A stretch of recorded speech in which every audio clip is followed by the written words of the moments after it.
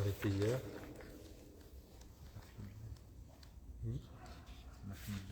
On a fini la première partie, oui. On a fait les yeux, c'est ça. Donc on est à la page, on va relire rapidement à la page 101. À la page 103, c'est pas 101, 103. Page 103. إذن أعوذ بالله من الشيطان الرجيم بسم الله الرحمن الرحيم الحمد لله رب العالمين وبه نستعين والصلاة والسلام على سيدنا رسول الله وعلى آله وصحبه ومن والاه اللهم صل على سيدنا محمد وعلى آل سيدنا محمد كما صليت على سيدنا إبراهيم وعلى آل سيدنا إبراهيم اللهم بارك على سيدنا محمد وعلى آل سيدنا محمد كما باركت على سيدنا إبراهيم وعلى آل سيدنا إبراهيم في العالمين إنك حميد مجيد اللهم صل على سيدنا محمد وعلى أزواجه وذرياته كما صليت على سيدنا إبراهيم اللهم بارك على سيدنا محمد وعلى أزواجه وذرياته كما باركت على سيدنا إبراهيم في العالمين إنك حميد مجيد اللهم صل على سيدنا محمد كما يليق بجلاله عندك يا رب العالمين اللهم علمنا ما ينفعنا وانفعنا بما علمتنا وزدنا علما مباركا يا رب العالمين اللهم إنا نسألك العلم والإيمان والعمل اللهم إنا نسألك علما نافعا ورزقا طيبا وعملا متقبلا يا رب العالمين وصلي وسلم وبارك على سيدنا محمد وعلى آله وصحبه أجمعين سبحان ربك رب العزة عما يصفون وسلام على المرسلين والحمد لله رب العالمين. Donc nous avons débuté hier la deuxième partie du livre dans laquelle l'imam al-Ghazali rahimahullah ta'ala wa radi anhu nous parle de l'abstinence au péché. Il nous dit que la religion se base sur deux piliers. Ces deux piliers-là, c'est le fait de faire le bien et de délaisser le mal. C'est ce que l'on appelle les limites d'Allah, al-hudud. Al-had, c'est la limite. Le pluriel, hudud. Hudud, ce sont des frontières, des limites. Donc le hudud, ce sont les limites d'Allah, les limites sacrées d'Allah. Ces limites-là, c'est le fait d'accomplir les obligations, toutes les obligations, de manière très rigoureuse, et le fait de délaisser tous les interdits de manière aussi rigoureuse. C'est les limites d'Allah au premier niveau.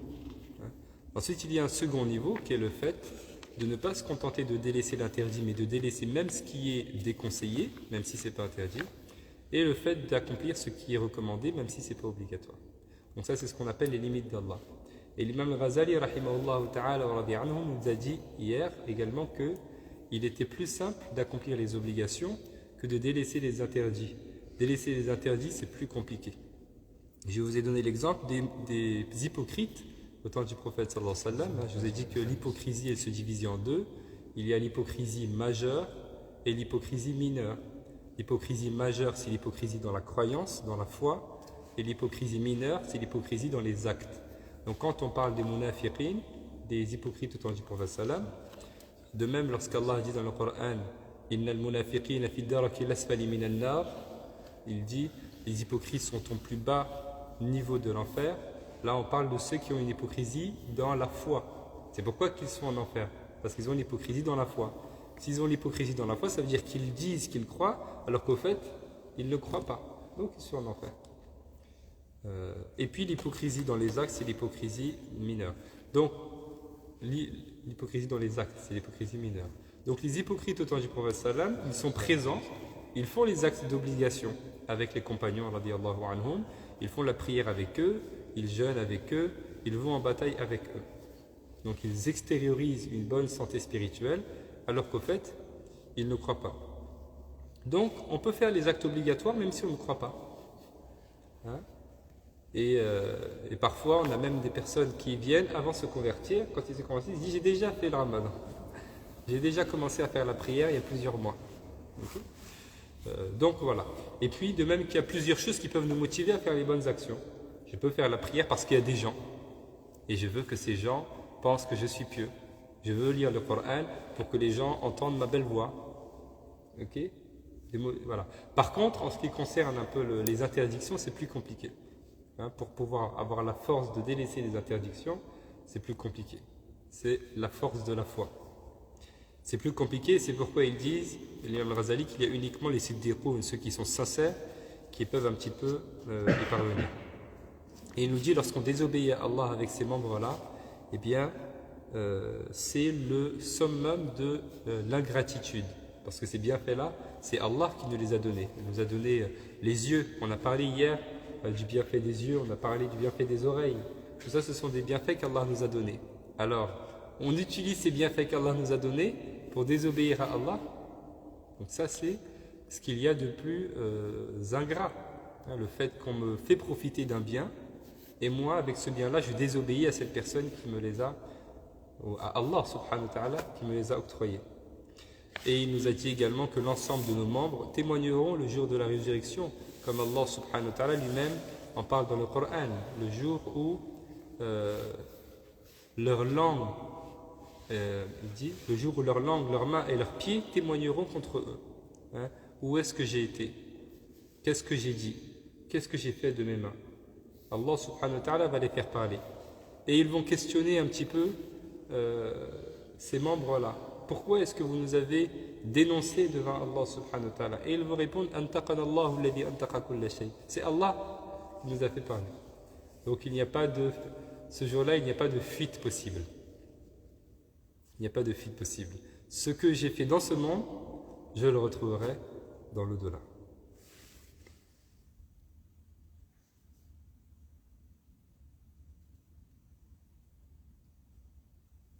Il y a une personne qui demande sur le sujet de la médisance, est-ce qu'au travail, le fait de parler à son directeur pour dire que son ou sa collègue ne fait pas correctement les choses est considéré comme de la médisance?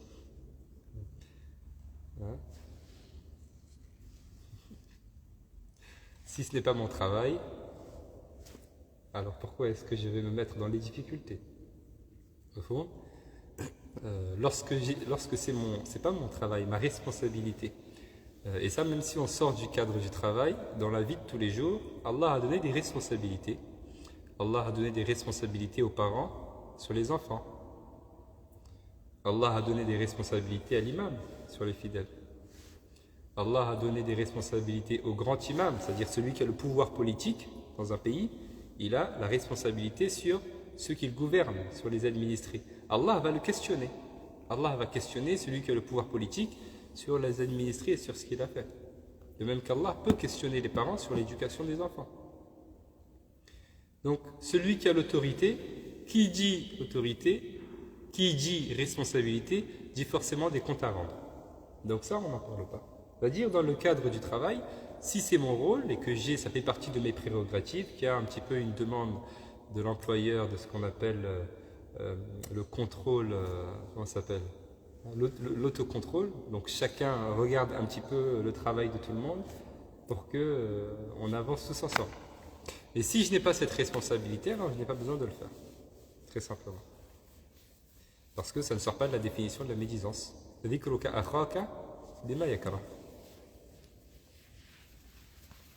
À part si bien sûr se rapporte à cela un danger. Si je vais dans le domaine de la médecine, par exemple, une personne qui ne fait pas peut-être correctement son travail, et que ça peut avoir des conséquences, donc bien évidemment. Voilà, après, voilà, on peut lier les choses les unes aux autres.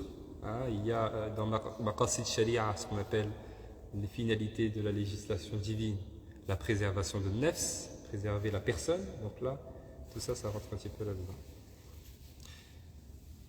Donc il nous dit, l'ensemble de nos membres peuvent témoigner contre nous le jour de la résurrection. Et il nous dit, il y a 7 portes en enfer, et pour chaque membre du corps qui désobéit à Allah, il y a une porte en enfer, qu'Allah nous en préserve. Ça fait partie des ijtihad de l'imam al-Ghazali. C'est le fruit de sa pensée. Ça ne veut pas dire qu'on va retrouver des textes qui parlent de ça, mais ça c'est un ijtihad qu'il le fait lui-même. Et ensuite, donc, il a commencé par nous parler du premier de ce membre-là, c'est l'œil. Et il a dit, quant à l'œil, il a été créé pour toi afin que tu te diriges par ses moyens dans les ténèbres, que tu t'en serves dans tes besoins, que tu regardes les miracles du royaume de la terre et des cieux, et afin que tu tires de ces miracles un enseignement pour toi. Donc on a déjà parlé de ça hier. Allah nous a donné ces yeux-là, qui sont un bienfait, afin que l'on se dirige dans les ténèbres et afin qu'on les utilise pour nos besoins mondains, pour nos besoins un petit peu dans ce monde-là. Et il nous dit également afin que l'on regarde ce qu'Allah a créé, et ce sont des miracles, afin que l'on médite sur toutes ces choses-là.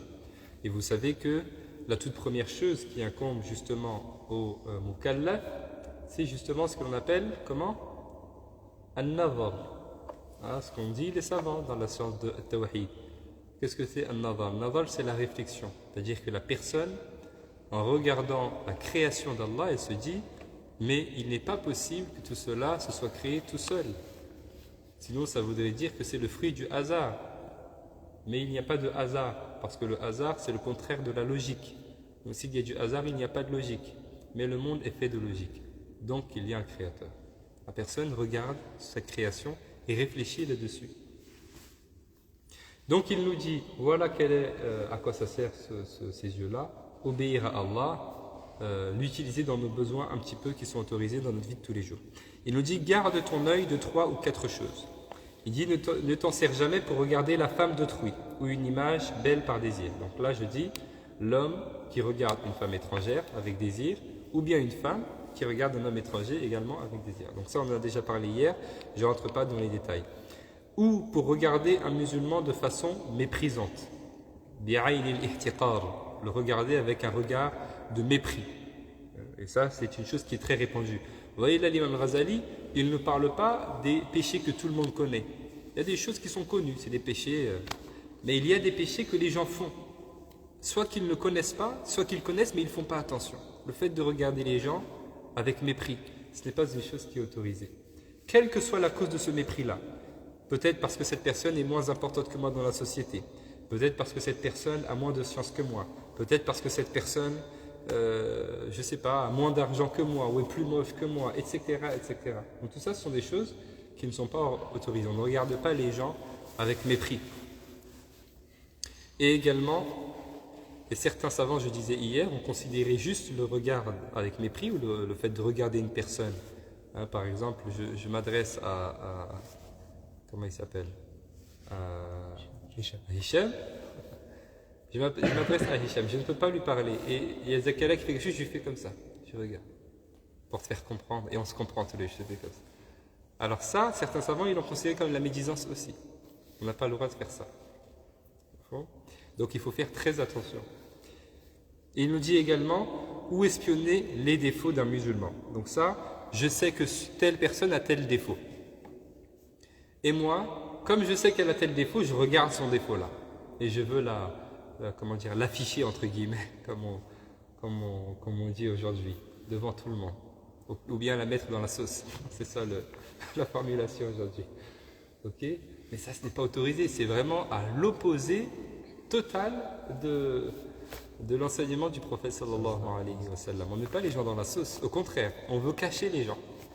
Il dit, Man satara musliman satara Allah fi dunya wal akhirah. Celui qui couvre les défauts, qui cache les défauts, qui dissimule les défauts d'un musulman ou d'un croyant, eh bien Allah cachera ses défauts aussi le jour de la résurrection. Mais celui qui défaut les défauts d'une personne, Allah dévoilera ses défauts devant l'humanité entière le jour de la résurrection aussi.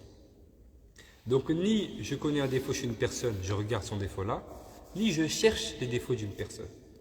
La personne qui cherche toujours les défauts des personnes et qui espionne les gens, c'est une personne qui ne peut pas rester sincère sur le chemin qui mène à Allah subhanahu wa ta'ala. Et ça c'est vrai que ce soit dans la vie réelle ou bien dans la vie virtuelle aussi. Même si je ne le fais pas dans la vie directe, parce que peut-être je n'ai même pas les moyens de le faire, peut-être que dans la vie virtuelle, un peu je m'amuse à faire cela.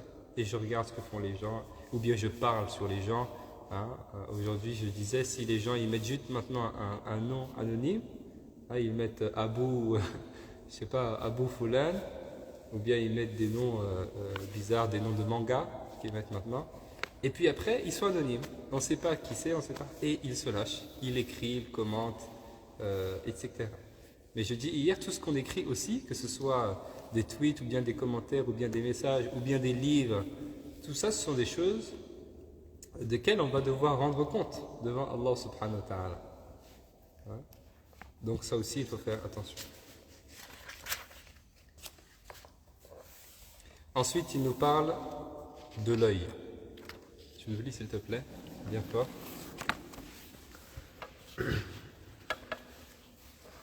Bismillah wa salatu wa salamu ala rasulillah. L'œil. Quant à l'œil, il a été créé pour toi afin que tu te Pardon, dires... l'oreille. On a déjà lu l'œil. L'oreille, ma femme. L'oreille. Garde l'oreille de l'écoute de la bid'a, l'innovation en religion, de la médisance, de l'obscénité, de la divagation dans l'erreur, ou d'écouter le récit des imperfections d'autrui. Donc là, il a mentionné un certain nombre de choses.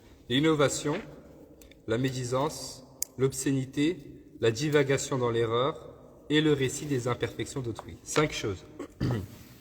La première chose, c'est la bid'a. Donc les oreilles, pareil, c'est un bienfait d'Allah et on l'utilise pour le bien, pas pour le mal. Première chose, la bid'a. Qu'est-ce que c'est que la bid'a? C'est l'innovation. L'innovation, c'est une chose qui est ajoutée, c'est une chose qui n'est pas autorisée, qui a été ajoutée dans la religion. Donc l'innovation, c'est une chose non autorisée ou c'est une chose qui a été ajoutée dans la religion et qu'il n'est pas autorisé d'ajouter dans la religion. C'est ce qu'on appelle comment? La bid'a, l'innovation. Les savants ne sont pas d'accord sur la définition de la bid'a et la considération et le jugement de la bid'a ne va pas être le même, ou la manière de décrire la bid'a ne sera pas la même, la manière de définir la bid'a ne sera pas la même, en fonction qu'on prend la définition linguistique ou bien la définition dans la terminologie qui est la nôtre.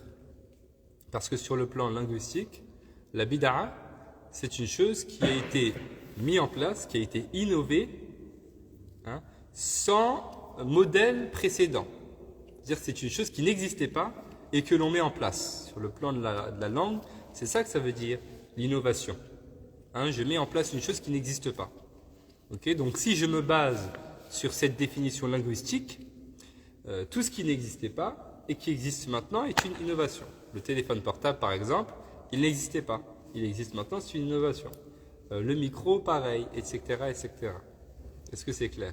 Le mushaf également, qui n'existait pas auparavant. Et puis quand je vais dans la définition, un petit peu dans la terminologie, donc là, les savants divergent. Donc, si on prend la définition linguistique de la bid'a, de l'innovation, elle se divise en deux. Si je prends la définition linguistique, ça veut dire que c'est une chose qui a été mise en place qui n'existait pas avant. Donc là, ça se divise en deux. Ça veut dire qu'il y a une bonne bid'a, il y a une mauvaise bid'a. Pourquoi? Parce qu'il y a des choses qui existent maintenant qui n'existaient pas avant, qui sont bonnes. Et il y a des choses qui existent maintenant qui n'existaient pas avant, qui sont mauvaises. C'est clair? Le fait qu'on ait des tapis dans les mosquées, ça n'existait pas avant. Maintenant, ça existe, il n'y a pas de problème. Le micro pour faire la prière, ça n'existait pas avant. Maintenant, ça existe, il n'y a pas de problème. Ok? Les mushaf organisés comme on les a aujourd'hui, le Coran, ça n'existait pas avant. Maintenant, ça existe, il n'y a pas de problème. Ce sont des bonnes choses. La célébration du Maulid, ça n'existait pas de la même manière comme on l'a aujourd'hui. Mais maintenant, ça existe, c'est une bonne chose aussi. Le tarawih qu'on fait en groupe, c'est pas cette manière qu'a fait le prophète sallallahu alayhi wa sallam. Maintenant, on le fait, c'est une bonne chose. C'est clair? Et puis, il y a des mauvaises choses qui ont aussi été mises en place. Est-ce que c'est clair sur la bid'a? Certains savants sont rentrés encore plus dans les détails.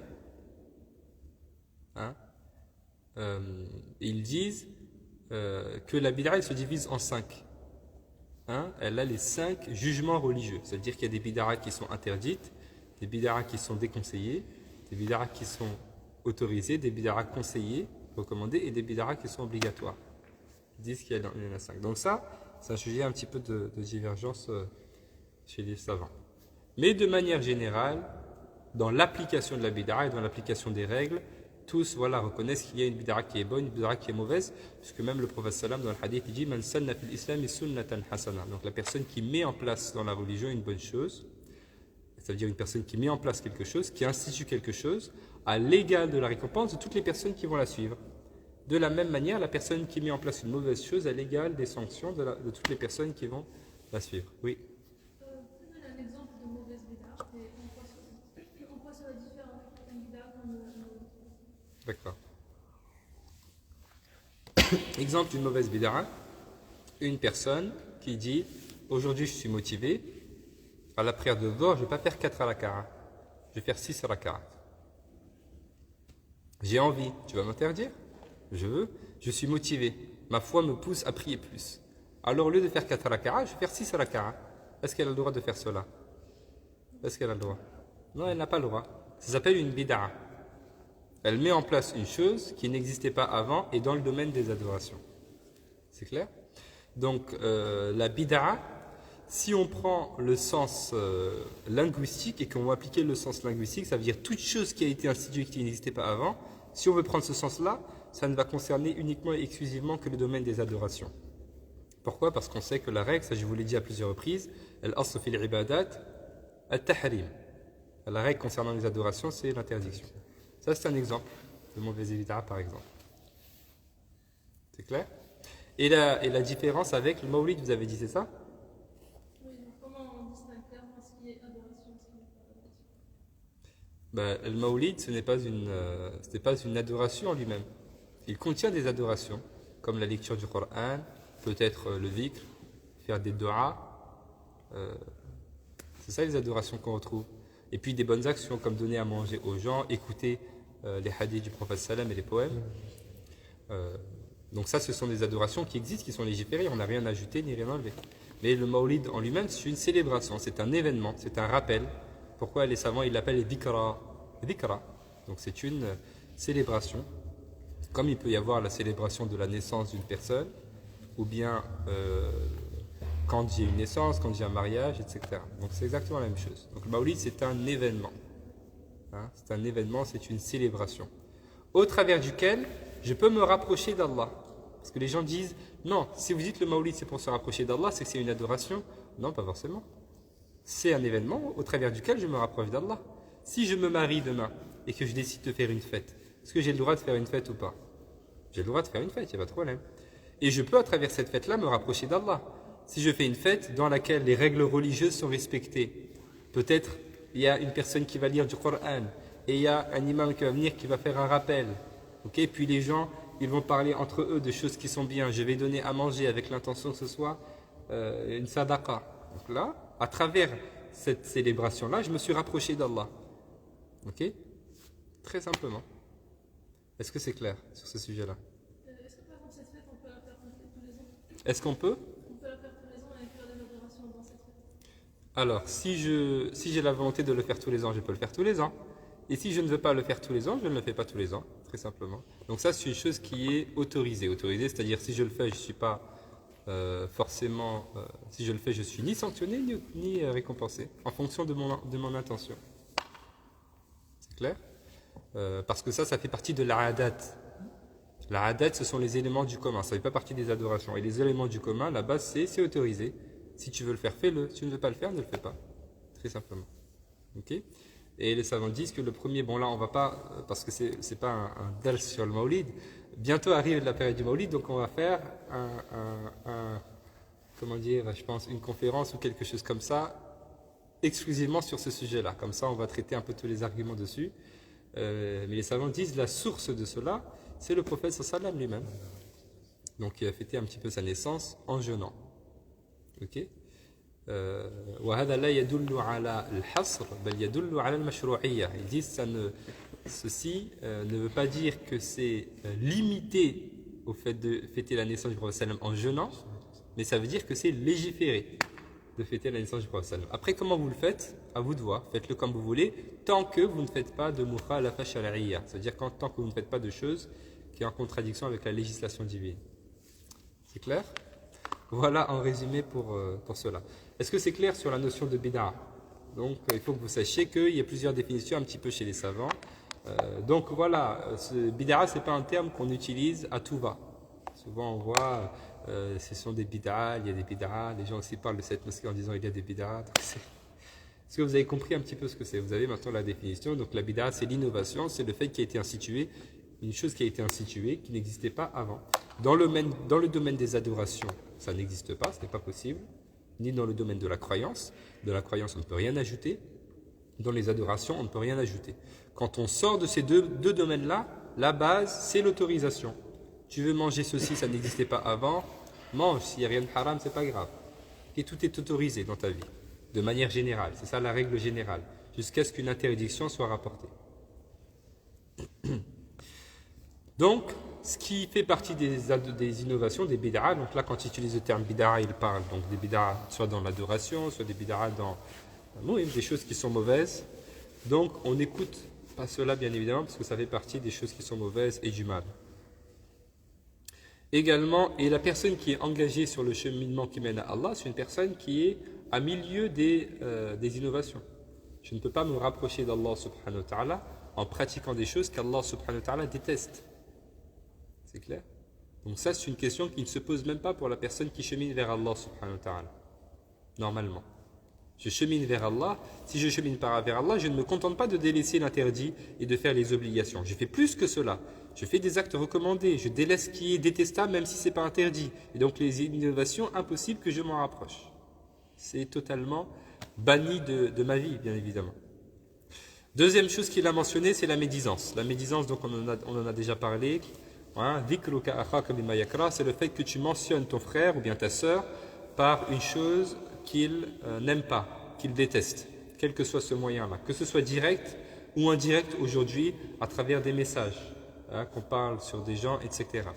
Et on a déjà dit également qu'en ce qui concerne la médisance, la personne qui parle et la personne qui écoute, les deux sont considérés par le péché. C'est clair? Donc il faut faire attention un petit peu à cela, et je vous ai raconté l'histoire de Ibrahim al-Adham, rahimahullah ta'ala wa radi anhu, qui s'est rendu à une walima, donc à un repas un petit peu de naissance, et auprès duquel on a parlé d'un homme. Quand on a questionné sur un homme en disant pourquoi il n'est pas venu, les gens ont dit Hada thaqil, c'est une personne qui est paresseuse, elle ne vient jamais dans les... Alors qu'est-ce qu'il a fait? Il est parti, il a dit moi je ne suis pas venu à une walima pour entendre parler sur les gens. Et il est sorti, il s'est privé de nourriture pendant 3 jours pour se sanctionner lui-même. Oui. Par rapport à cela, j'avais une question que je me posais déjà. Le fait de qu'il se soit sanctionné, quelle est ici quelle est la raison véritable de l'avoir fait? Est-ce qu'il s'est sanctionné pour quelque part se raffermir dans le chemin qui le mène à Allah, ou c'est parce qu'il a considéré qu'il a fait un péché par sa manière de répondre? Les deux. Et dans ce cas-là, quel serait le péché? Alors il a considéré, c'est le fait d'avoir écouté la médisance. Je vous ai dit, la personne qui dit la médisance et la personne qui l'écoute, les deux sont concernés par le péché. Alors qu'il a condamné la médisance en question. Alors qu'il a condamné la médisance. Ça, c'est un haut degré spirituel. C'est du scrupule. Okay.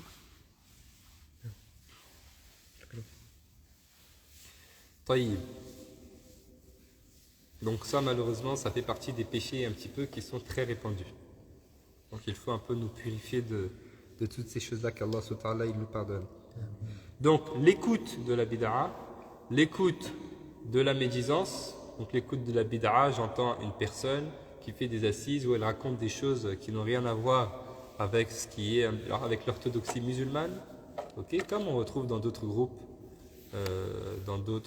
un petit peu minoritaires que l'on retrouve chez les musulmans. Il y a beaucoup de bid'a qui sont répandues. Donc l'écoute de ces choses-là, ou bien l'écoute de la médisance, même si je ne la fais pas, et je ne me contente pas de dire je fais rien, juste j'écoute. Oui, mais tu écoutes, c'est tout le problème.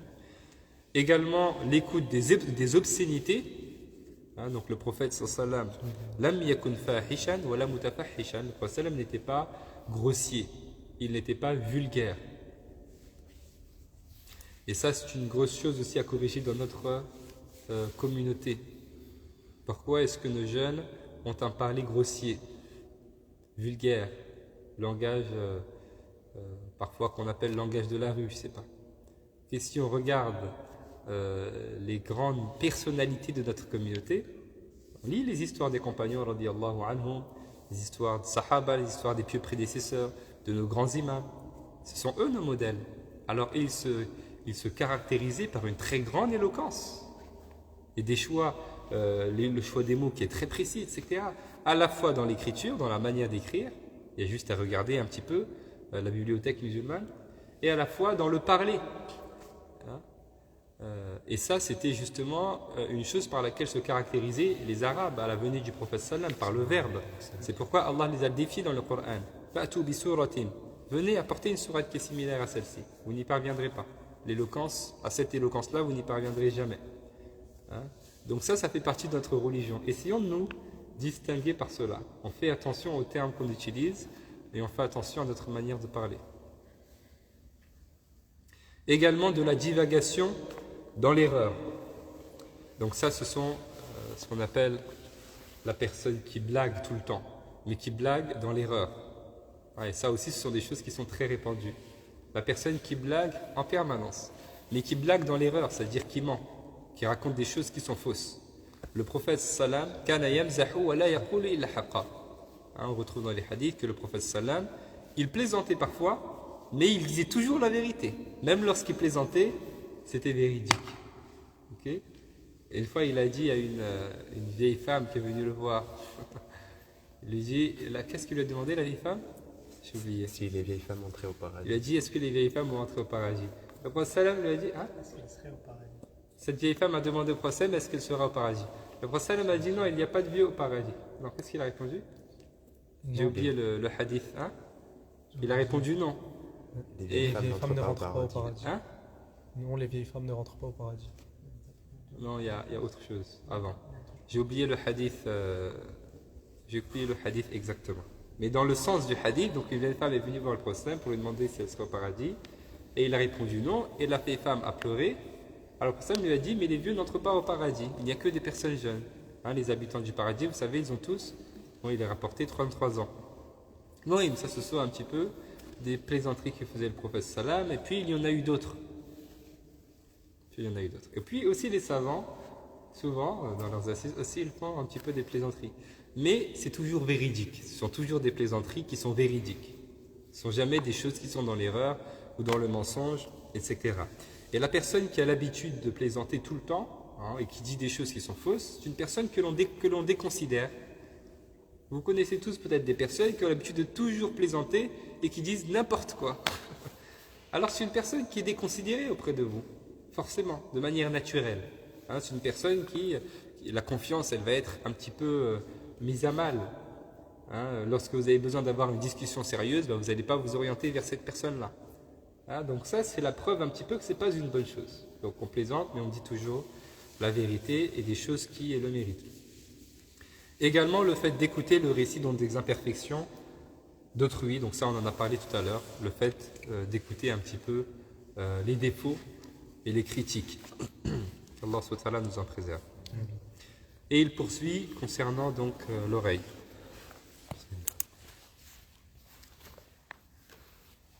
Certes, elle a été créée pour toi afin que tu entendes la parole d'Allah subhanahu wa ta'ala, la sunna du prophète sallallahu alayhi wa sallam, la sagesse de ses alliés, et afin que tu arrives par ces moyens de la connaissance au royaume permanent et à la grâce éternelle.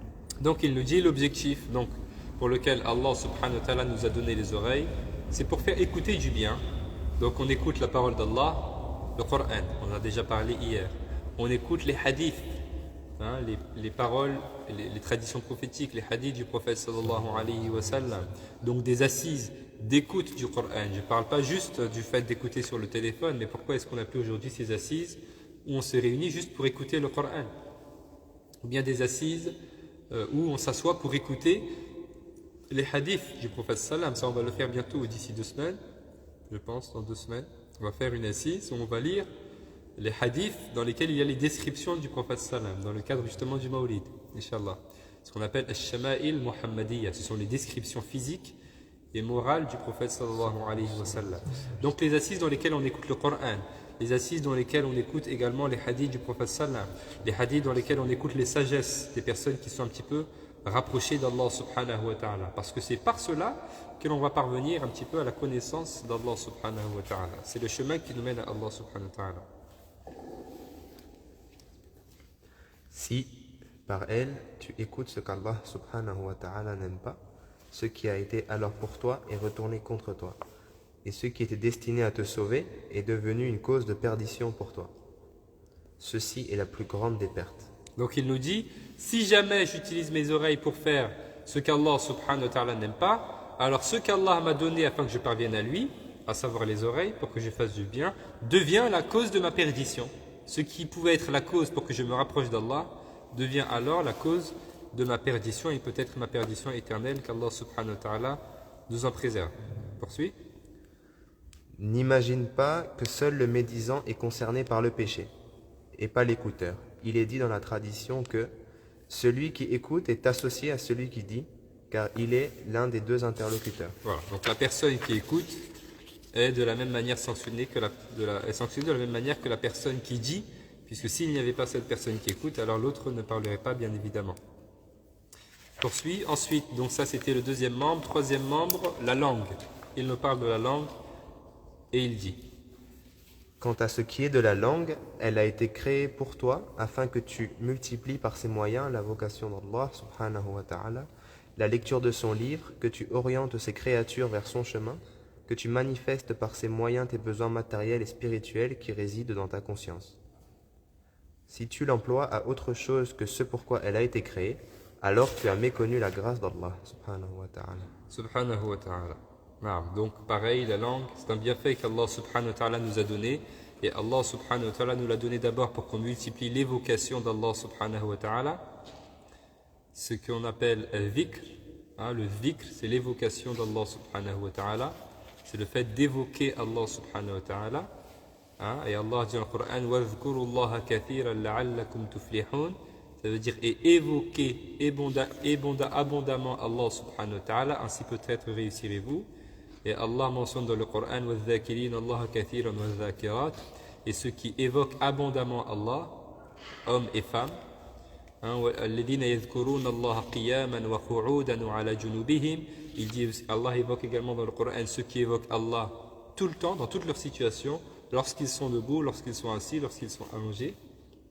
Et le prophète sallallahu alayhi wa sallam, il dit, l'exemple de celui qui évoque Allah et de celui qui ne l'évoque pas, c'est comme l'exemple du vivant et du mort. Et les meilleures formules d'évocation, ce sont les formules d'évocation qu'on retrouve dans le Coran et la Sunna, bien évidemment, dans cet ordre de priorité. Donc les meilleures formules d'évocation, d'abord ce qu'on retrouve dans le Coran, et puis dans la Sunna du prophète sallam, et ensuite ceux qui sont venus de nos grands imams, puis prédécesseurs, etc. Et ensuite il y a d'autres formules. Toutes les formules un petit peu d'évocation, si elles sont conformes à la sharia, sont acceptées, mais il y a quand même une priorisation un petit peu. Et c'est pourquoi on dit même sur le chemin qui mène à Allah, même dans ce qu'on appelle les personnes qui sont organisées dans le tasawwuf, comme les tariqas, etc., on dit toujours aussi qu'il y a des tariqas qui sont plus proches de la sunna que d'autres. Sur cette mesure-là. Pas uniquement, mais notamment sur cette mesure-là. Il y en a certaines qui sont plus proches de la sunna que d'autres, dans le programme qu'ils donnent, dans leur manière de pratiquer, dans les dhikrs qui sont pratiqués, etc. Et également pour qu'on utilise cette langue-là pour nos besoins un petit peu du quotidien. Pour la lecture, bien sûr, du Coran, afin que l'on oriente les gens vers Allah, subhanahu wa ta'ala, on utilise cette langue-là pour faire ce que l'on appelle ad-da'wa. La-da'wa, c'est le fait d'appeler les gens, le fait de prêcher les gens. Appeler les gens à quoi? Appeler les gens à Allah. Ça, c'est une responsabilité qu'Allah nous a donnée. Kuntum khayra ummatin ukhrijat lin-nas ta'muruna bil ma'ruf wa tanhauna 'anil munkar wa tu'minuna billah. Il dit, vous êtes la meilleure de communautés que l'on ait fait surgir aux gens. Pourquoi? Vous ordonnez le bien, vous condamnez le mal et vous croyez en Allah. Donc le fait d'appeler à Allah, ça c'est une des caractéristiques de cette communauté que les autres communautés avant n'avaient pas. Lorsque le prophète était envoyé, il était envoyé pour transmettre à la communauté comment adorer Allah. C'est tout. Mais le prophète sallam, lui, il a été envoyé pour nous montrer comment adorer Allah, mais aussi pour nous transmettre cette responsabilité de la da'wa.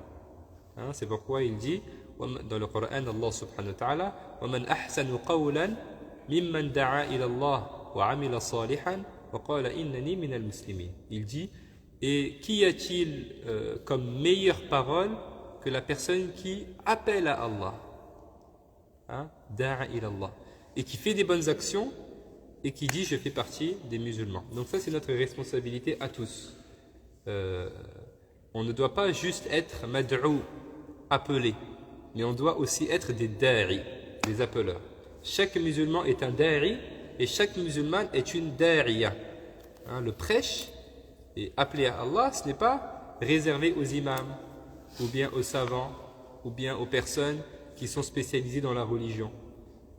Chaque musulman et chaque musulmane peut transmettre la religion. Chacun en fonction de ses connaissances. Chacun en fonction de ses connaissances. Je ne parle pas de ce que je ne maîtrise pas. Mais chaque musulman a des bases. Et à partir de ces bases-là, il peut un petit peu appeler à Allah subhanahu wa ta'ala. L'appel à Allah, ça peut se faire bien évidemment avec la langue. C'est de cela qu'on est en train de parler. Et ça peut se faire aussi à travers son comportement. Hein, et au minimum avec le cœur. Si je ne peux rien dire et que je ne peux rien montrer de bien dans mon comportement, au minimum à l'intérieur, j'ai ce souci-là qui me ronge à l'intérieur. C'est un souci permanent que j'ai présent. Et ce souci-là, c'est le fait que la personne qui est en face de moi, elle gagne la félicité pour ce monde et l'au-delà et pour l'éternité. C'était ça le fikr et le minhaj du prophète sallallahu alayhi wa sallam. Comment faire en sorte que toute l'humanité, tous les êtres humains et tous les djinns, jusqu'à la fin du monde, entrent au paradis. C'était ça l'objectif du prophète sallallahu alayhi wa sallam. Alors le musulman et la musulmane, ils doivent avoir le même objectif. Comment faire en sorte que tout le monde entre dans la miséricorde d'Allah subhanahu wa ta'ala. Et particulièrement nous qui vivons au milieu de personnes qui ne sont pas musulmanes. Et ces personnes qui ne sont pas musulmanes, qui sont pour beaucoup à notre service. Okay? On vit avec ces personnes-là. Et elles sont à notre service. Okay? Notre professeur à la fac, par exemple. Okay? La boulangère, quand on va acheter notre pain. La pharmacienne, notre médecin, le conducteur du tram. Bref, beaucoup de gens autour de nous. Alors, pour remercier ces gens-là, qu'est-ce qu'il peut y avoir de meilleur pour remercier ces gens-là? Hein, si on veut leur donner ce que l'on a de plus cher, ce que l'on a de plus cher, c'est cette foi qui est la clé de l'entrée au paradis. Alors, on doit vouloir et faire en sorte que cette foi-là pénètre dans leur cœur, afin qu'eux aussi puissent goûter à la douceur de la foi. Okay? Et vivre de la meilleure manière dans ce monde et dans l'au-delà. Et donc, le prophète sallam, il avait ce souci-là. Comment faire en sorte que le maximum de personnes entrent dans la miséricorde d'Allah et dans l'amour d'Allah. Donc le musulman et la musulmane, ce sont des pompiers de l'au-delà. Les pompiers de ce bas monde sauvent les gens du feu de ce bas monde, et le musulman et la musulmane, qui a compris son objectif, il fait tout pour sauver les gens du feu de l'au-delà.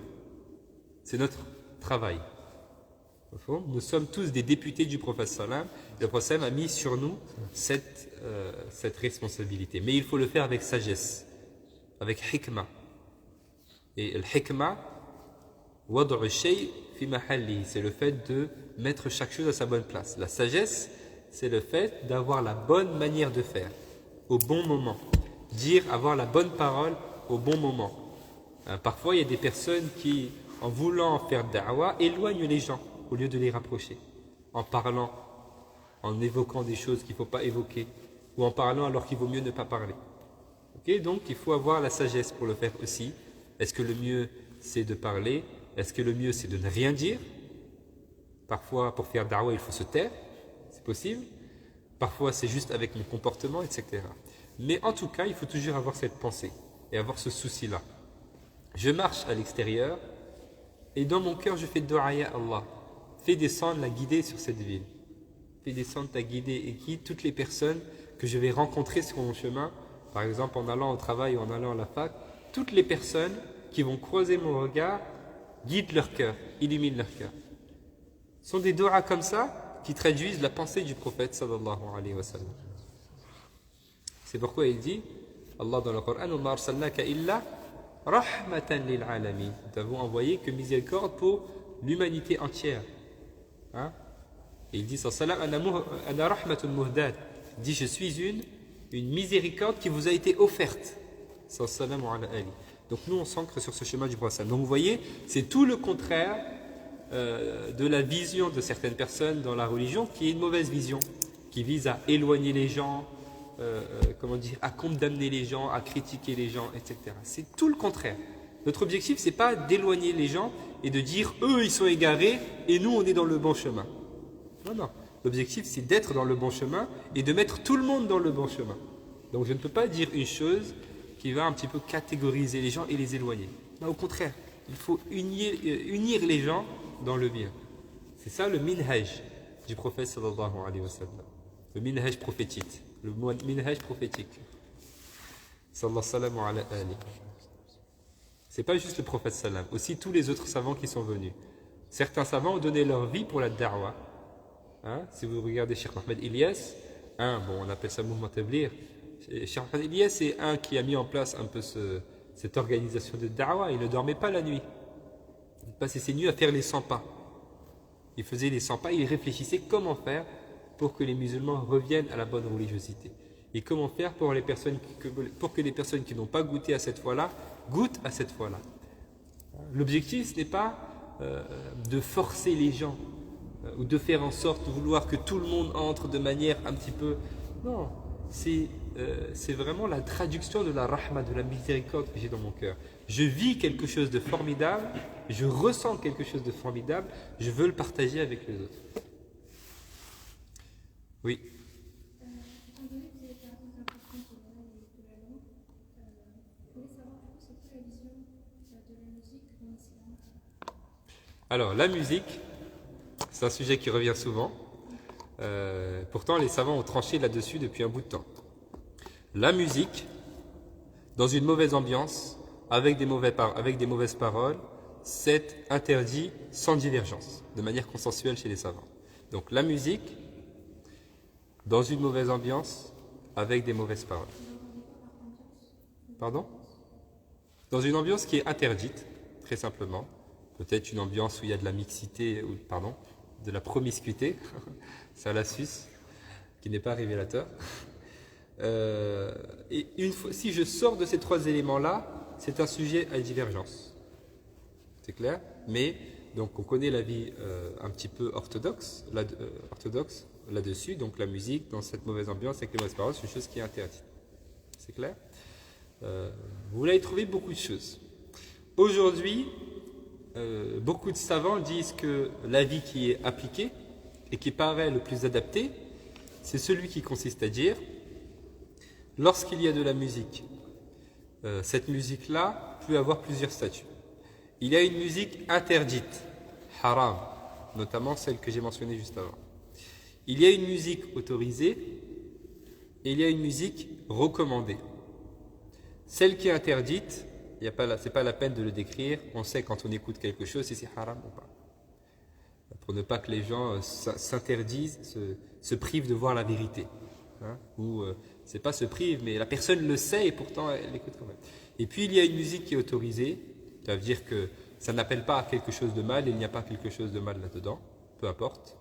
Et puis la musique autorisée, c'est la musique qui est autorisée dans le cadre spirituel. La musique spirituelle, parfois qu'on entend aussi dans des anachis dans lesquels il y a de la musique, etc. Okay, donc ça c'est un avis qui n'a pas toujours été l'avis majoritaire, qui n'est pas forcément l'avis majoritaire dans les madhahib, mais beaucoup de savants disent que c'est l'avis qui est un peu le plus adapté aujourd'hui et le plus appliqué surtout. Est-ce que c'est clair?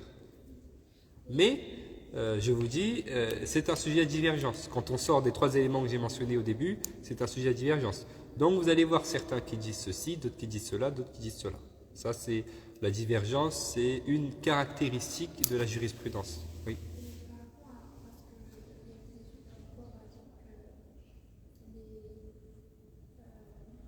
Le rythme de musique, par exemple, peut beaucoup influer sur notre comportement, sur notre façon de se sentir. Est-ce qu'il y a certains, par rapport aux instrumentales? Tout à fait. Je vous fais une réponse résumée, mais on peut rentrer un peu plus dans les détails. Comme ce n'est pas le cadre un petit peu de notre cours, c'est pour ça que je ne rentre pas dans les détails. Mais les savants sont rentrés un peu plus dans les détails et ont spécifié certaines sortes de musique. Si vous faites un petit peu des recherches, vous allez voir que les savants ont mentionné certaines catégories de musique qui justement ont un impact un petit peu sur le mental. Et apparemment, donc si vous cherchez un petit peu, vous allez voir qu'il y a des études aussi qui ont été montrées. Et ce qui peut prouver cela, c'est qu'il y a certaines personnes qui, s'ils n'écoutent pas quelque chose en particulier, ils ne vont pas réussir, par exemple, à se calmer et sortir d'un certain état dans lequel ils sont. Donc effectivement, il y a certains types de musique qui peuvent avoir un impact qui est très négatif. À partir du moment où il y a cet impact qui est très négatif, bien évidemment, on tombe dans l'interdiction. Parce que comme je l'ai déjà mentionné, parmi les finalités de la législation, maqasid sharia, il y a effectivement la préservation de la personne, le fait de préserver la personne. Donc tout ce qui va à l'encontre de cela, ça va être haram. Même si c'est par exemple de la nourriture, je sais que ça va me faire du mal, ça va être non autorisé. Ou c'est faire quelque chose qui va me faire du mal à personne, ça devient quelque chose qui n'est pas autorisé. Clair? Voilà pour résumer un peu la chose. Donc ça ne doit plus être un sujet de polémique, hein. On en parle toujours, c'est comment dire, des questions qui reviennent toujours. La personne qui veut rester sur la vie très majoritaire, très orthodoxe, très traditionnelle, qui s'est transmise tout le temps, c'est la meilleure chose à faire, elle ne se rapproche pas de la musique. Okay, mais si j'entends une personne écouter par exemple des anachis dans lesquels il y a de la musique, bah, je ne vais pas la blâmer pour cela, parce que je sais qu'il y a des avis qui autorisent cela, voire qui disent que c'est recommandé parce que c'est la musique qui est religieuse, hein, qui est un petit peu spirituelle. Si la personne écoute autre chose, je ne vais pas la blâmer non plus, si il n'y a pas les trois choses que j'ai mentionnées, donc la musique dans une mauvaise ambiance avec des mauvaises paroles. Okay, et la musique qui est interdite de manière consensuelle, on sait, elle se reconnaît très facilement, Inch'Allah. Donc aujourd'hui, si vous regardez même les productions religieuses, y compris dans les vidéos parfois qui sont faites, etc., y compris dans des grandes institutions musulmanes, bon, vous retrouvez aussi l'usage d'un certain nombre d'instruments. Alors, ce n'est pas le fait que ce soit utilisé qui rend la chose autorisée. Okay, mais ça veut quand même dire quelque chose, parce qu'il y a derrière cela des savants de référence et de renommée. On poursuit.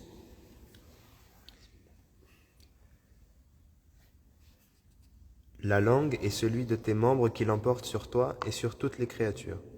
Nul autre que les récoltes de la langue ne culbute les gens dans l'enfer. Prends le dessus sur elle avec toute ta force, afin qu'elle ne te fasse pas tomber dans les profondeurs de la géhenne. Qui culbute, c'est-à-dire qui fait tomber à la renverse, de manière un petit peu brusque. Et ça, c'est un hadith du prophète sallallahu alayhi wa sallam. Qu'est-ce qui fait tomber les gens, qu'est-ce qui fait culbuter les gens justement dans l'enfer, si ce n'est ce qu'ils ont fait avec leur langue, ce qu'ils ont dit. Poursuit. Et il dit dans le hadith, sallallahu. Certes, l'homme peut prononcer un mot pour faire rire ses compagnons, qui malheureusement peut le précipiter durant 70 années dans la profondeur de la géhenne. Donc même si c'est pour rire.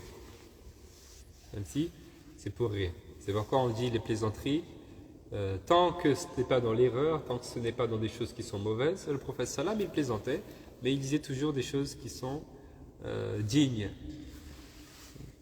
Poursuit. Du temps du prophète sallallahu alayhi wa sallam, un homme a été fait martyr lors d'une bataille. Quelqu'un dit « Bienvenue à lui dans le paradis ».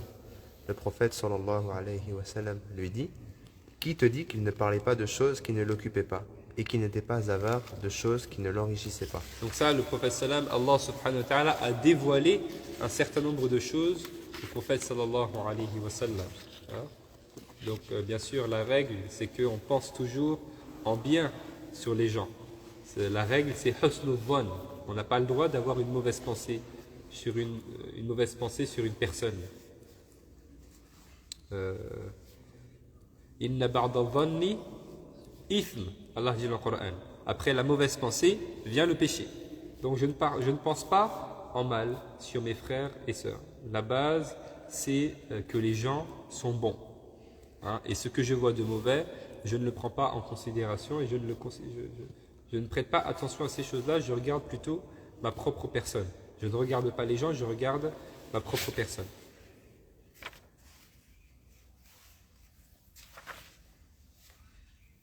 Et après, il va nous dire qu'il ne faut pas justement regarder les personnes. Si tu vois un défaut sur une personne, tu vois une personne faire un péché ou quelque chose de mauvais, regarde ta propre personne. Demande-toi, est-ce que tu fais des péchés, est-ce que tu as des défauts? Alors tu vas penser à tes défauts et à tes propres péchés. Alors sache que la force qui t'a manqué pour délaisser ce péché, c'est la même force qui lui a manqué à lui.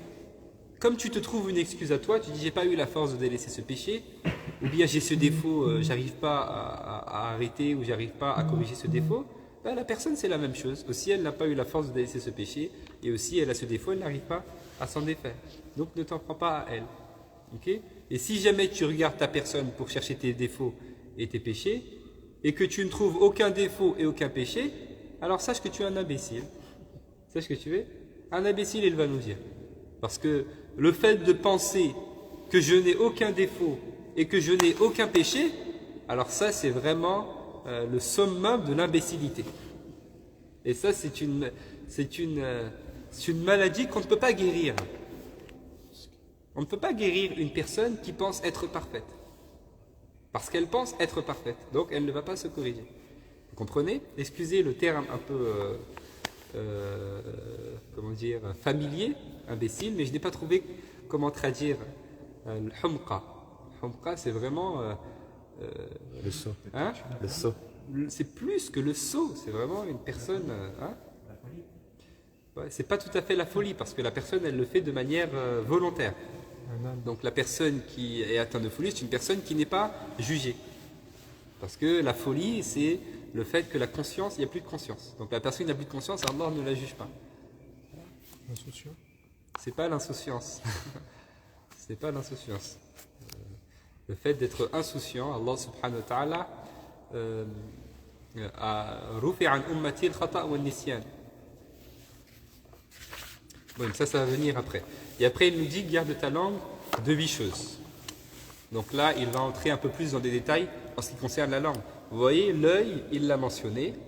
Les oreilles aussi, il les a mentionnées. Là, il mentionne la langue et il entre dans les détails pour la langue parce que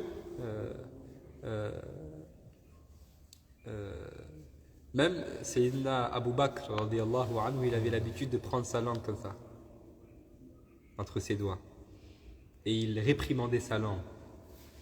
Parce qu'il avait peur que ce soit cela qui le fasse entrer en enfer. Hein, donc la langue, c'est vraiment quelques grammes. C'est ce qu'il y a peut-être de plus léger parmi les organes. Et pourtant, c'est ce qui peut faire entrer les gens effectivement en enfer. Hein, je peux faire attention à tout, à tous mes membres, ne pas faire de péché, faire la prière de manière rigoureuse, faire beaucoup de nawafil, beaucoup de prières surérogatoires, beaucoup de jeûnes surérogatoires, apprendre le Coran par cœur, apprendre la science, avoir un très bon comportement, mais avoir une langue qui ne s'arrête pas sur les gens. Et c'est pourquoi il entre dans les détails. Donc il nous dit, garde ta langue de 8 choses. Il va nous lister 8 choses, 8 éléments, et il nous dit, fais attention à ne pas tomber dans ces 8 éléments-là. Donc on va les décrire, on va les définir, Inch'Allah, et on va s'arrêter là-dessus. Garde ta langue de 8 choses. Premièrement, le mensonge. Le mensonge. Donc le prophète sallam, lorsqu'il a été questionné, est-ce que le al-mu'min yakdhib? Non, la yakdhib. Est-ce que le croyant ment? Non, le croyant, il ne ment pas. Tu peux lire cette partie. La première chose à éviter est le mensonge. Garde ta langue dans ce qui est sérieux, aussi bien que dans la plaisanterie.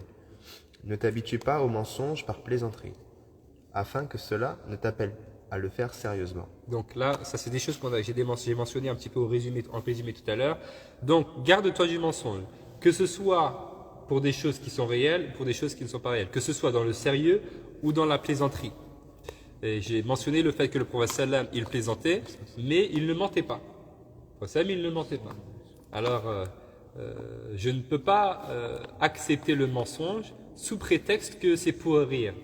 Hein, je peux rire sans faire de péché et donc sans mentir. Et il dit, ne t'habitue pas au mensonge par plaisanterie afin que cela ne t'appelle à le faire sérieusement. La personne qui prend cette habitude et qui ne cesse de mentir pour plaisanter, eh bien, dans une affaire importante, sa langue va un petit peu être tentée également de mentir dans ces affaires-là. Hein? Le mensonge est la mère des grands péchés, al-kaba'ir. Ummul kaba'ir. Hein, le fait de mentir, c'est la mère des grands péchés. Hein, vous savez que les grands péchés ne peuvent pas être expiés sans repentir. Hein, les petits péchés, donc il n'y a pas une seule liste des grands péchés qui est reconnue. Donc il y a beaucoup de divergences chez les savants là-dessus. Mais on peut résumer la chose en disant les grands péchés, ce sont les péchés pour lesquels une sanction particulière a été rapportée dans les textes religieux. Hein, pour résumer un petit peu la chose. Et chaque grand péché nécessite un repentir particulier. Hein, les petits péchés sont expiés. Fais suivre la mauvaise action par la bonne, et voilà qu'elle l'efface. Hein? Donc les petits péchés, je fais la prière, avec la prière, Allah efface mes péchés. Je vais à la mosquée, les pas vers la mosquée, ce sont des pas qui font effacer mes péchés. Hein? Je fais une bonne action, ça efface mes petits péchés. Je fais mes ablutions, mes péchés partent avec l'eau. Par contre, les grands péchés, chaque grand péché nécessite un repentir particulier. Donc le repentir, il a des conditions, et les conditions de la validité du repentir, d'abord, c'est le regret.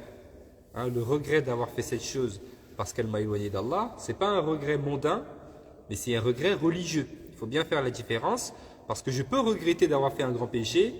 Par exemple, la personne qui buvait de l'alcool, qu'Allah nous en préserve, c'est un grand péché, et elle regrette ce péché-là parce qu'elle dit, si je ne buvais pas de l'alcool, j'aurais fait des économies, par exemple. Parce que je buvais de l'alcool, j'achetais beaucoup d'alcool. Et donc, ça m'a fait perdre. Alors, elle regrette. Ça, ce n'est pas un regret qui est considéré religieusement, parce que ce n'est pas un regret religieux, c'est un regret économique.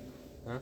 Ou bien, si je n'avais pas fait tel péché, je n'aurais pas coupé mes relations avec telle personne. Pareil, ce n'est pas un regret mondain. Donc, un nadamu, c'est le regret religieux. Ça veut dire, je regrette parce que cette chose m'a éloigné d'Allah. Première condition. Deuxième condition de validité du repentir, le fait d'avoir l'intention ferme et sincère de ne plus jamais retourner à ce péché.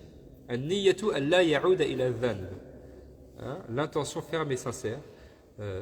Donc, les savants ne disent pas le fait de ne plus retourner au péché, parce que je ne connais pas l'avenir et je ne sais pas si un jour je vais retomber dessus ou pas, mais en tout cas j'ai l'intention ferme et sincère de ne plus jamais retourner à cela. Et la troisième condition, c'est le fait de délaisser le péché. Donc le fait de délaisser le péché à l'instant même, si je suis en train de le faire. Hein, c'est-à-dire que je ne fais pas le péché et en même temps je me repentis et en même temps je fais le péché. Il y a des personnes qui peuvent faire une mauvaise action et en même temps qu'ils font la mauvaise action, ils se repentent parce qu'ils savent que c'est haram. C'est-à-dire, je sais que c'est haram et je le fais quand même. Ok? Et malgré que je sais que c'est haram, je le fais. Donc je le fais en faisant un repentir. Donc c'est un repentir qui n'est pas valide.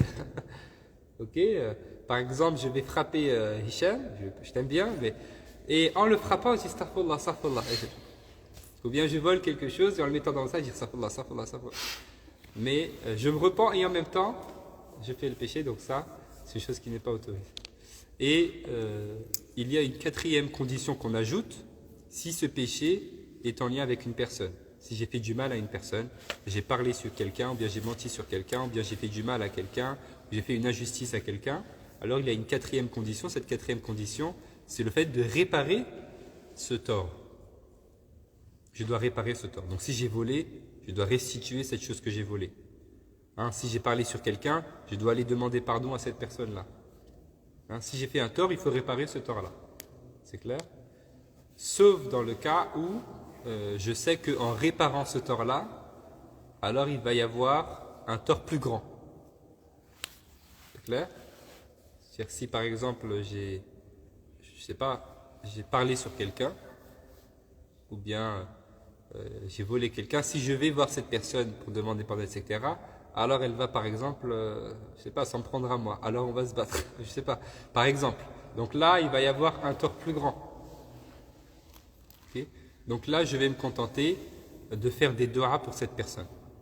Je fais des doigts pour cette personne et je fais par exemple des sadaqat, hein, en mettant l'intention que ce soit pour cette personne-là, hein, jusqu'à ce que mon cœur soit apaisé. Oui. Même pour celui qui a volé, s'il sait qu'il y a Mais bien sûr, plus grand dans risque, tous les il ne cas. rend pas le... Dans tous les cas. Dans tous les cas. Donc j'ai volé, je dois restituer ce qui a été volé. Si je sais que, par exemple, cette personne est introuvable parfois, qu'Allah nous pardonne, peut-être quand on avait, 16 ans, parce que je pense la puberté, on l'atteint à peu près à, voilà. Non, même à 13-14 ans, on peut atteindre la puberté. Par exemple, à 14-15 ans, je suis pubère, donc je suis responsable devant Allah, et j'ai volé quelque chose. J'ai volé 2 € dans le sac de ma mère. Qu'Allah nous pardonne, par exemple. Ou bien j'ai volé des bonbons. Donc là, ça fait des années, je ne me rappelle plus de la personne, j'ai pas son identité, je ne sais plus qui c'est, comment je fais. Donc là, je vais faire dua pour cette personne-là. Je fais des duas pour cette personne-là, pour la guider de cette personne, pour qu'Allah lui accorde le bien, qu'Allah lui accorde le meilleur de l'au-delà. Et peut-être je fais des sadaqas avec l'intention que ça aille pour cette personne. C'est clair? Oui. Moi, c'était la première partie de ma question, c'était ça, c'était Ok. savoir pour les personnes quand on a plus le niveau 2 ou on sait plus. Ok. Et la deuxième chose, c'est est-ce qu'il y a un livre ou un récit concernant tous les grands péchés et comment faire pour se repentir sur ça? Parce qu'il y a certains péchés où il y a des spécificités sur le repentir, où il y a des choses à faire en plus, comme le jeûne, comme... Est-ce qu'il y a un livre que vous pouvez nous conseiller? Il y a même des fois peut-être des péchés, enfin, mais qu'on n'a même pas conscience que c'est un péché et on le fait sans même savoir. Tout à fait. Pourquoi il faut apprendre la religion? Là, je n'ai pas de titre de livre qui me vient à l'esprit, mais Inch'Allah, je vais regarder, essayer de vous conseiller quelque chose. Je ne sais pas si on va trouver un ouvrage qui traite de...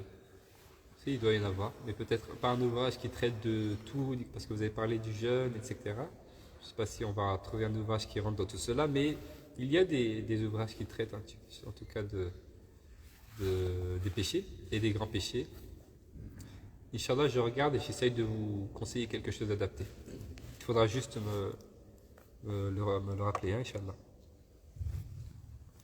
Oui. Par rapport à la cigarette, aux gens qui fument, vu qu'il y en a certains qui sont accros, comme ils disent, comment ils doivent s'y prendre du coup? Comment on doit s'y prendre? C'est un grand péché ou pas, vu qu'ils se font du mal à eux-mêmes? Ou c'est un péché mineur? Je ne veux pas vous perturber dans ce que vous avez l'habitude d'entendre, mais j'aime bien le faire. Et il y a des savants qui n'ont pas considéré la cigarette véritablement comme un péché. C'est important à savoir. Ça, c'est la première chose à faire. C'est la première chose. Pour un certain nombre de choses. Donc, maintenant, c'est vrai, l'avis qui est très répandu, c'est celui-ci, c'est le fait que la cigarette, ce n'est pas une chose qui est autorisée. J'ai dit cela et je sais pourquoi je dis cela. Ça, si ça fait partie de ce que l'on appelle les addictions, donc la personne a un petit peu un effort à faire sur elle-même. Okay, donc là, il y a un petit peu des structures qui existent et qui peuvent accompagner les gens, des structures, je parle sur le plan scientifique, hein, et qui peuvent un petit peu accompagner les gens à sortir de cela, très simplement. Donc Allah subhanahu wa ta'ala nous demande de faire l'effort.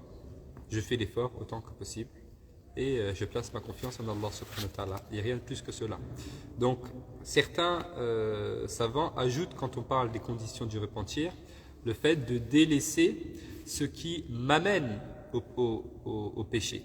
Hein, donc si par exemple j'ai l'habitude de faire un péché, hein, tu as pris ce cas de la cigarette, mais je préfère prendre un autre cas. Alors il faut pas juste que je me repente, mais il faut aussi que je délaisse l'ambiance qui me pousse à faire cela.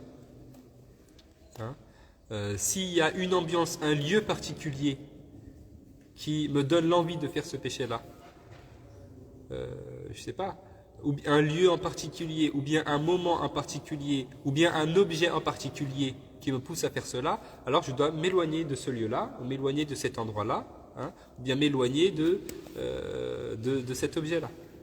Ou si c'est une fréquentation particulière, une personne, un groupe de personnes qui me pousse à faire tel péché, aussi je m'éloigne de ce groupe de personnes. Mohim, je délaisse toujours le contexte qui me pousse à tomber dans ce péché-là. En conformité avec le hadith du prophète sallam, en conformité avec l'histoire dans laquelle il y a cet homme qui a tué 99 personnes, vous connaissez, puis il est parti voir, bon je ne vais pas raconter toute l'histoire, à la fin quand il est décédé, avant qu'il décède, donc quand il est parti voir la personne qui l'a questionné, le moine qui l'a questionné, il lui dit, à condition que tu délaisses l'endroit dans lequel tu es et que tu vas à tel endroit où il y a des gens qui adorent Allah sans rien lui associer. Hein, donc tu quittes l'ambiance, le contexte dans lequel tu étais, qui te poussait à faire ce péché-là, et que tu ailles dans un autre contexte. Okay. Donc, dans tous les cas, quelle que soit la fréquence de ce péché-là, et quel que soit le nombre de fois où je l'ai fait, il faut toujours se faire le repentir. J'arrive pas à savoir si on dit je me repens, c'est comme ça qu'on dit, je me repens. Je me repens toujours avec la même rigueur. c'est-à-dire avec le regret d'avoir fait cela, l'intention ferme et sincère de ne plus jamais y retourner et délaisser cette chose-là tout de suite. Toujours avec la même rigueur. Il ne faut pas qu'ils me disent, mais je l'ai fait, je l'ai fait, je l'ai refait, je le refais. Mais je l'ai refait, je l'ai refait, et bien qu'est-ce que je fais? J'arrête. J'arrête ce péché. Si je ne peux pas arrêter le péché, qu'est-ce que je fais? Je l'accepte dans ma vie? Non. Je n'ai pas d'autre solution que de me repentir. Je n'ai pas d'autre solution que de me repentir. Hein, c'est pourquoi il est rapporté qu'un serviteur a fait un péché. Et puis il s'est repenti. Alors Allah lui a pardonné. Et puis il a refait le péché. Et il a encore fait le repentir. Allah lui a encore pardonné. Et il a encore refait le péché. Et il a encore fait le repentir. Et Allah lui a pardonné. Et les anges ont dit que tu sois éloigné. Parce qu'à chaque fois tu fais un péché, et tu te repens et tu reviens au péché. Et lorsque les anges se sont adressés à lui en disant que tu sois éloigné à cause de ça, Allah a réprimandé les anges en disant c'est pas vous qui êtes Seigneur, c'est moi je suis son Seigneur. C'est mon Seigneur, il a fait un péché. Et il a su qu'il avait un Seigneur qui pardonnait le péché, il a demandé le pardon, alors je lui pardonne. Et tant que mon serviteur me demandera le pardon, je lui pardonnerai. Hein? Inna Allah yaqbalu tawbat al-abd ma lam yugharghir. Allah accepte le repentir de son serviteur tant qu'il n'est pas à son dernier yugharghir, c'est-à-dire c'est ce qu'on appelle le dernier rafle de la mort, dernier râle de la mort. C'est le moment qui est pendant l'agonie. Juste l'agonie, c'est le moment qui précède la mort. C'est l'étape qui précède la mort. Tant que le serviteur n'est pas à l'agonie de la mort, Allah accepte le repentir. C'est le repentir, ça veut dire on remplit toutes les conditions du repentir. C'est clair? Donc c'est vrai pour la cigarette et c'est vrai pour toutes les autres choses. J'ai l'intention, je regrette, j'ai la ferme intention de ne plus y revenir et je fais l'effort pour ne plus y revenir. Hein, c'est-à-dire que je m'éloigne du contexte qui me fait tomber dans ce péché-là. Et je remplis mon temps d'autres choses pour ne pas que Shaitan vienne me donner des idées. Hein, parce que le temps libre, c'est la porte ouverte au péché. Quand je ne fais rien, c'est comme si je disais à Shaitan, viens me donner des idées, j'en manque. Et il va me donner des idées, il va me donner des envies, etc. C'est clair? Allah nous aide. On avance, on essaye de terminer quand même ce paragraphe-là. Poursuis. Puis, si tu es connu parmi les gens pour être un menteur, tu perds ta justesse à leurs yeux, les regards te déprécient et te méprisent. Et donc là, c'est ce que j'ai dit tout à l'heure, pareil, la personne qui a l'habitude de mentir, c'est une personne qui, aux yeux des gens, manque de rigueur. Hein. Les gens ne prennent plus cette personne au sérieux. Lorsque vous avez une discussion sérieuse à avoir, généralement, vous n'allez pas avoir la personne qui a l'habitude de toujours rire en faisant des plaisanteries qui ne sont pas un petit peu réelles. Essayez de vous asseoir de manière organisée, les frères. Avancez. Même si on est à la fin. Poursuis. Et si tu veux vérifier la gravité du mensonge venu de ta part, alors regarde celui venu de l'autre. Combien tu détestes celui qui le fait, et quelle gravité tu donnes à ce qui l'a fait. Tu dois procéder de la même façon envers tous tes propres défauts, car tu ne peux apprendre la gravité de tes imperfections par toi-même, mais par les autres. Donc il nous dit, si tu veux savoir la portée de la gravité un petit peu de ton mensonge, regarde le mensonge qui vient d'une autre personne. Hein, appose la chose. Ok? Une personne qui ment tout le temps. Tu connais une personne qui ment tout le temps. Hein? Comment est-ce que tu considères un petit peu cette personne-là? Même si voilà, tu ne dois pas parler sur elle, etc. Mais tu vas avoir tu vas toujours garder peut-être une distance avec cette personne-là. Tu vas la regarder d'une certaine manière. Hein, tu ne vas pas apprécier ce que fait cette personne-là. Tu détestes ce que fait cette personne-là. Parce qu'elle ment tout le temps, elle raconte toujours des bobards, etc. Eh bien, dis-toi que pour toi, c'est la même chose. Si tu mens, les gens vont te regarder de la même manière et vont te considérer de la même manière. Donc, appose toujours la chose. Hein? Et c'est pareil pour les défauts, comme j'ai dit tout à l'heure. Les défauts que tu vois en toi, c'est la même chose. La personne aussi, elle voit la même chose. Tu n'as pas la force de délaisser telle chose, elle n'a pas la force. Hein? Et pour les péchés, c'est la même chose. Et pour le mensonge, c'est la même chose. Pour savoir la gravité du péché chez toi, regarde chez la personne. Quand tu sais qu'une personne ment, généralement, tu n'apprécies pas cela, et bien sache que les gens de la même manière n'apprécient pas cela qui vient de toi. Ce qui est grave chez les autres est grave chez toi aussi. Poursuis. Tu dois procéder de la même façon envers tous tes propres défauts, car tu ne peux pas apprendre la gravité de tes imperfections par toi-même, mais par les autres. Tout ce que tu trouves de grave quand il vient de l'autre est forcément grave pour l'autre lorsqu'il vient de toi. N'accepte pas cela pour toi. Voilà. Donc ça, Imam al-Ghazali, vraiment, il nous décrit les choses comme un véritable médecin des cœurs. Il nous donne le remède. Ok, tu veux délaisser le mensonge, regarde comment est-ce que tu dois procéder. Ça, c'était la première chose. Deuxième chose, le fait de manquer aux promesses. La deuxième chose à éviter est les promesses non tenues. Je te mets en garde de promettre quelque chose que tu ne fais pas. Cependant, ta bienfaisance pour les hommes doit être concrète et sans parole. Si tu es contraint de promettre, garde-toi de manquer à ta promesse, sauf par incapacité ou nécessité. Car manquer à ses engagements est le signe de l'hypocrisie et des comportements impurs. Donc il nous dit, le fait de manquer aux promesses, c'est le fait de s'engager à faire quelque chose et de ne pas tenir sa promesse. Que ce soit une promesse en jurant ou sans jurer. Peu importe. Parce que le musulman, il dit quelque chose, alors il le fait. Au fond, je m'engage, je vais au bout de mon engagement. J'ai fait une promesse, je tiens ma promesse, même si je n'ai pas juré. Ça, c'est une recommandation. Le fait, quand je dis quelque chose, de le faire, c'est une recommandation. Bien sûr, tant que ce n'est pas quelque chose de mal. Okay. En revanche, lorsque j'ai juré, alors là, j'ai juré sur Allah, bien sûr, là, il devient obligatoire de le faire. Et si je ne le fais pas, qu'est-ce que je dois faire? Je dois faire une expiation. Si je jure sur Allah de faire une chose et qu'au final je ne fais pas cette chose, alors je dois faire une expiation.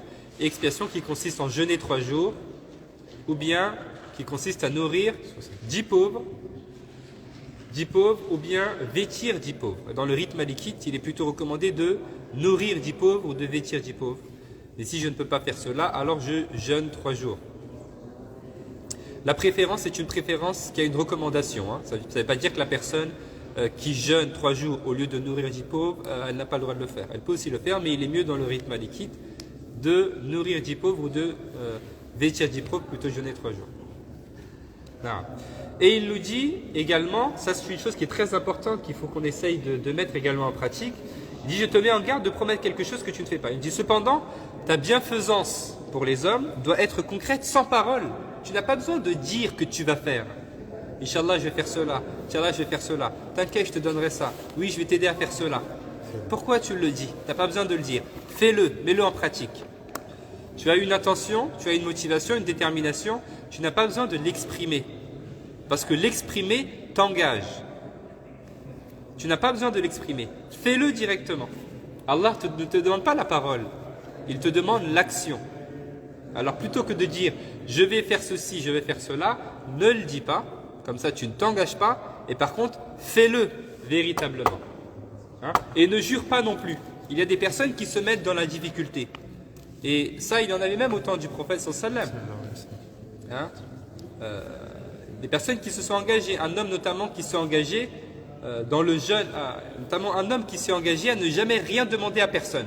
Devant le prophète sallallahu alayhi wa sallam. Il a pris cet acte-là. Du prophète sallallahu alayhi wa sallam, ce pacte, il a dit qu'il ne va jamais rien demander à personne. Jusqu'à lorsqu'il est devenu vieux, il a été aperçu, il était sur sa monture et son bâton est tombé. Et il était vieux. Alors, comme il avait fait cette promesse de ne jamais rien demander à personne, il était obligé de descendre dans sa monture pour reprendre son bâton et monter. Ce qui lui demandait beaucoup d'efforts parce qu'il était devenu vieux. Et donc, il a regretté avoir pris cet engagement-là. Donc, on ne prend pas d'engagement qui risque par la suite de nous porter un petit peu préjudice. Je ne le dis pas, mais je le fais. C'est ça l'important. L'important, c'est l'action. Je jure que je vais jeûner tous les lundis. Si je jure, il faut que je le fasse. Sinon, il faut que je fasse une expiation. Donc, ça ne sert à rien de jurer. Et même si je ne jure pas, ça ne sert à rien de le dire comme ça. Et de promettre aux gens. Je n'ai pas besoin de parler, mais j'ai besoin d'action. Donc, je fais. Et je n'ai même pas besoin de faire aussi devant les gens. Moins les gens en savent sur moi, et mieux c'est. Et il dit, le prophète sallallahu alayhi wa sallam, Trois choses, celui qui les réunit est un hypocrite, même s'il jeûne et prie.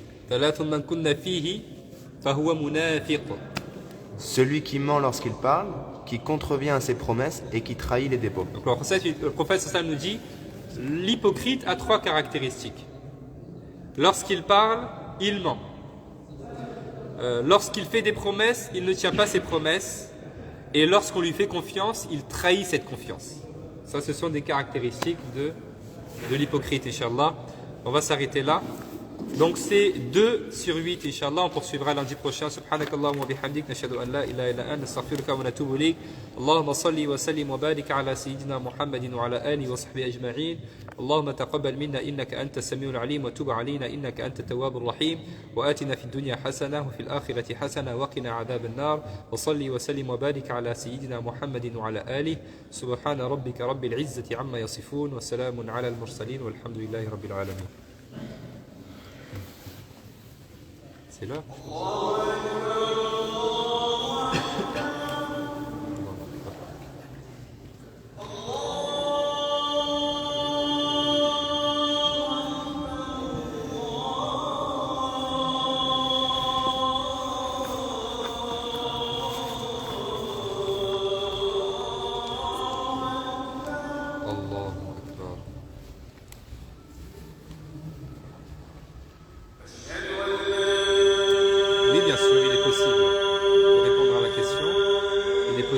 Pardonner à une personne sans forcément lui dire. Mais lorsque c'est quelque chose de bien, il vaut mieux toujours le dire aux personnes. Comme le professeur il dit, si vous aimez une personne, dites-le lui. Et ça, il ne faut pas être mal à l'aise, ça fait partie des bonnes actions, Inch'Allah. Salam alaikum wa rahmatullahi wa barakatuh.